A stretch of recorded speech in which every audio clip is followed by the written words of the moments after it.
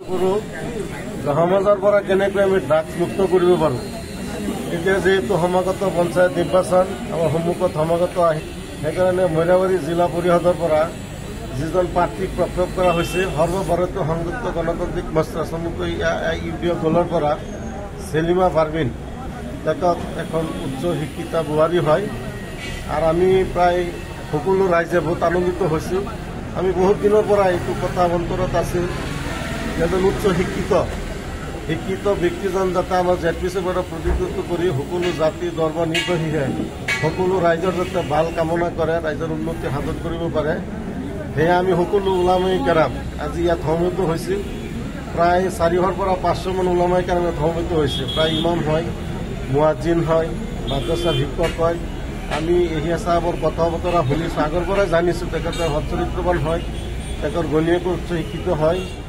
তেখেতো ছাত্ৰ জীৱনৰ পৰা বহুত প্ৰতিঘাত সংগ্ৰাম কৰি তেখেত GSO হৈছিল। গতিকে তেখেতৰ ইতিহাসত বহুতখিনি গুণাৱলী আছে। সেইকাৰণে আমি সিদ্ধান্ত লৈছোঁ যে কেইজনমান নেতাই প্ৰদৰ্শিতভাৱে এজন ড্ৰাগছখোৰক টিকট প্ৰদান কৰি যিজনে কংগ্ৰেছৰ পৰা টিকেট আনি আমাৰ বিভাজিত সৃষ্টি কৰিছে, সেয়া আমি সকলোৱে নিয়ত কৰিছোঁ যে সমাজৰ পৰা ওলামাই কেৰাম প্ৰধান দায়িত্ব থাকে যে ড্ৰাগছৰ আৰু মদখোৰ মদাহী এইসকলক যাতে সামাজিক কামৰ পৰা যাতে বিৰত থাকে, আমি সেইবোৰত মেহনত কৰিছোঁ।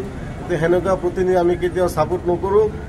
আমি সকলো দললৈ আহিছোঁ 100% চাহাবৰ ঘৈণীয়েকক আমি ভোটদান কৰি ইউডিএফ দলৰ পৰা মইনাবাৰী জেডপিচিত আমি বিপুল ভোটত অহা 11 মে তাৰিখে জয়যুক্ত কৰিম বুলি আমি ৰাইজৰ ফালৰ পৰা আমি 100% আশাবাদী বুলি।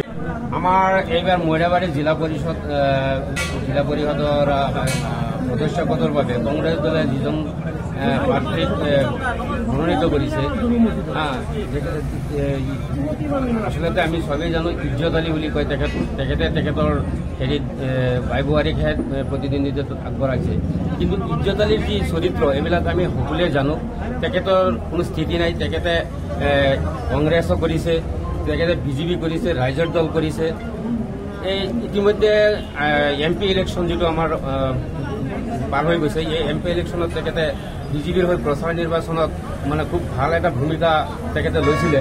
কিন্তু বুজি নাপালোঁ কেনেকৈ তেখেত বিজেপিৰ পৰা আহি কংগ্ৰেছৰ পৰা টিকেট লৈ আকৌ এই সমাগত পঞ্চায়ত নিৰ্বাচন তাৰ কাৰণে তেওঁলোকে প্ৰতিদ্বন্দ্বিতা আগবঢ়াইছে।